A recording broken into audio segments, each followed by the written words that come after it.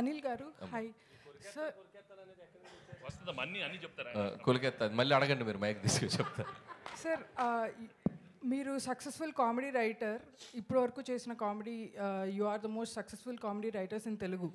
So and Bhagavath కేసరిలో you have touch the emotional part of your writing also.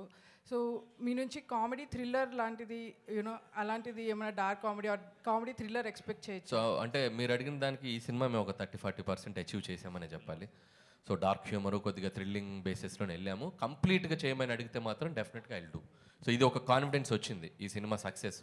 So 200% next చేయబోయే genres లేకపోతే ఈ cinema sequel కానీ ఏదైనా అనుకున్నప్పుడు సో దాని ఇంపాక్ట్ ఇంకొద్దిగా పెంచి చేసేలా మాత్రం చేస్తాను.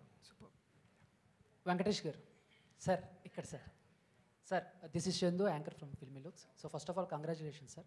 సార్ అంటే హీరోస్కి స్టార్డమ్ వచ్చిన తర్వాత కొంతమందికి కొన్ని పరిమితులు ఉంటాయి సార్. బట్ నేను చిన్నప్పటి నుంచి చూస్తున్నాను మీ సినిమాలు, అవి ఎక్కడ మీకు లేనట్టు అనిపిస్తాయి. ఎందుకంటే నువ్వు నాకు నచ్చేలో ఒక డైలాగ్ ఉంటుంది, జబ్బలు కనిపించేలా, అదే బనీన్ కనిపించేలా, అవి తొల్ల కనిపించేలా. సో ఇప్పుడు ఈ సినిమాలో కూడా మీరు మెడ పెట్టేసింది, నడుము బట్టి, ఇలాంటి కామెడీ చేయటం మీకే సాధ్యం. బట్ ఎక్కడైనా ఏదైనా ఒక సిచ్యువేషన్స్లో కానీ మీరు ఎలా పరిమితులు పెట్టుకోకూడదని ఎప్పుడు అనుకున్నారు సార్? ఏంటి అసలు ఇలాగా? No, actually, ఇలాంటి సినిమాల్లో actually we should be so sporting enough to make the characterization very simple and casual so that the audience also will feel for it. So flexibility నేను ముందే అనిల్కి చెప్పాను, you just do whatever you want because you'll have to be very lovable. ఈ సినిమాలో లవబుల్గా ఉండాలి. ఏదో పెద్ద hero లాగా ఆలోచిస్తే ఇలాంటి రావు. So that's why we designed it right from, అంతే కదా అనిల్? అంటే సంక్రాంతికి వస్తున్నామని కాదు సార్, చాలా సినిమాల్లో నువ్వు నాకు నచ్చావు కానీ, లేకపోతే చింతకల రవిలో కూడా వాష్రూమ్లో రే టిష్యూ పెద్ద ఇష్టం. సో ఇలాంటి comedy.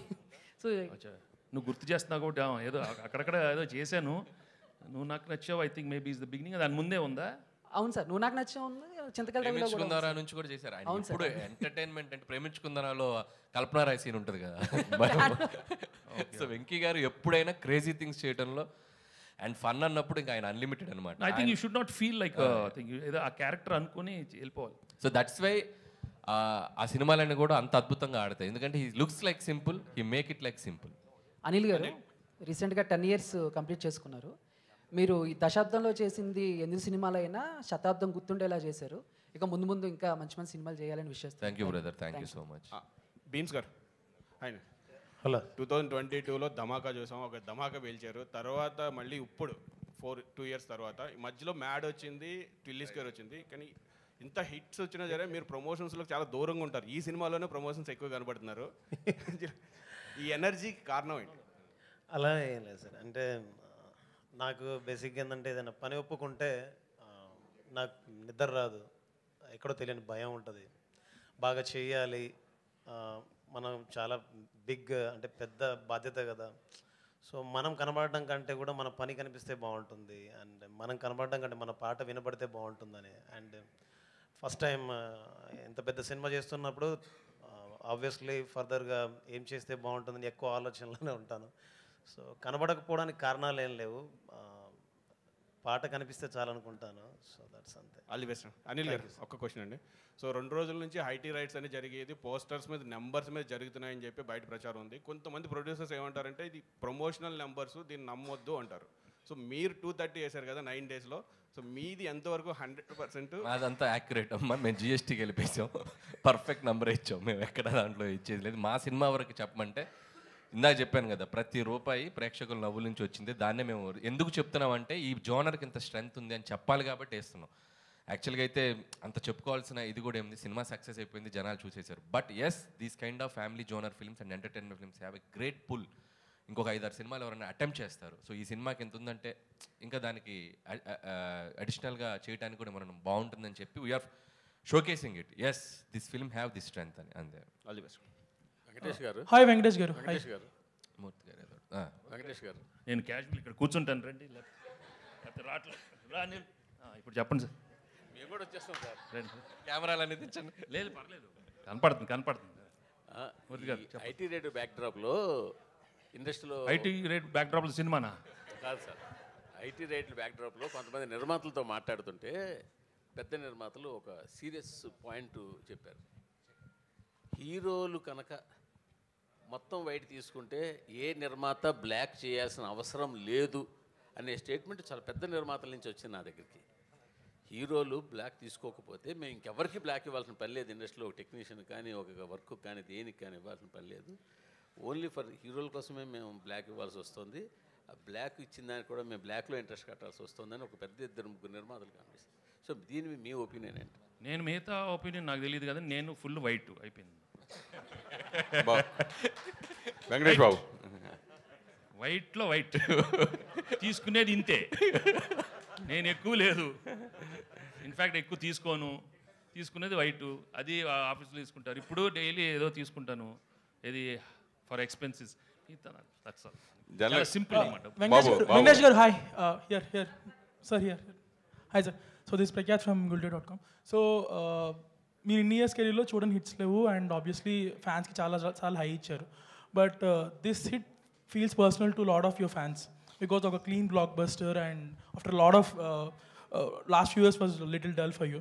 So what was the response for your fans? I'm really అట్లా వెరీ వెరీ హ్యాపీ. ఎందుకంటే పాపం నాకన్నా నేను I think differently, but I'm really happy my fans after so long they got a very very big hit. వాళ్ళకి కూడా you know they can really go around telling it's double triple blockbusters. నేను really very happy. And fans ఎప్పుడు హ్యాపీగా ఉండండి. But మీకు తెలుసు నేను records ఇవన్నీ ఎంకరేజ్ చేయను.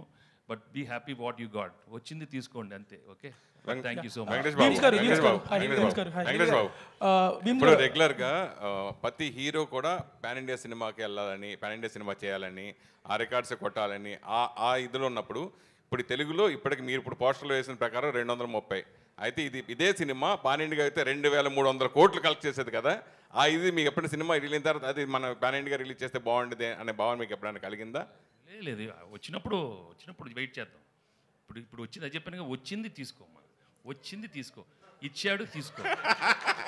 అడగలేదు, నేను ఎప్పుడు ఏది అడగను.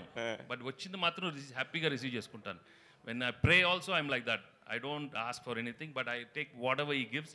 ఇది చాలా బోనస్.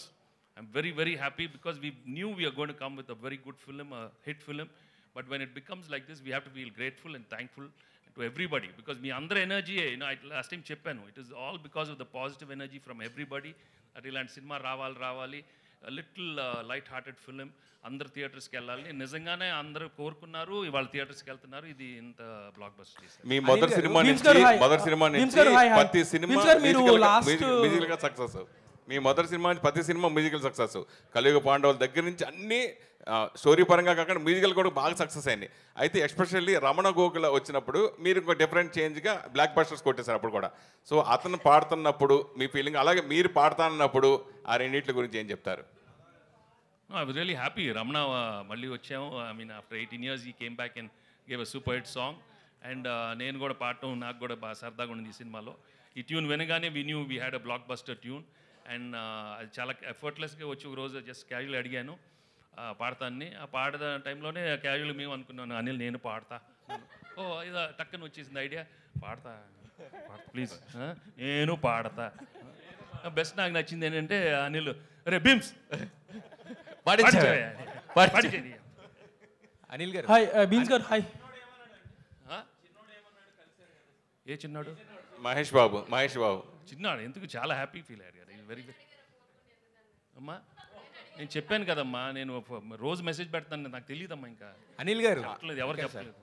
అంటే యాక్చువల్గా వెంకటేష్ గారు వితౌట్ స్క్రిప్ట్ జనరల్గా ఇలా మాట్లాడుతుంటే ఇంత కామెడీ వస్తుంది. మరి మీరు రాసుకున్న స్క్రిప్ట్కి డైలాగ్స్ కూడా సగం సహకారం ఆయన అందించినట్టున్నారు అనిపిస్తుంది.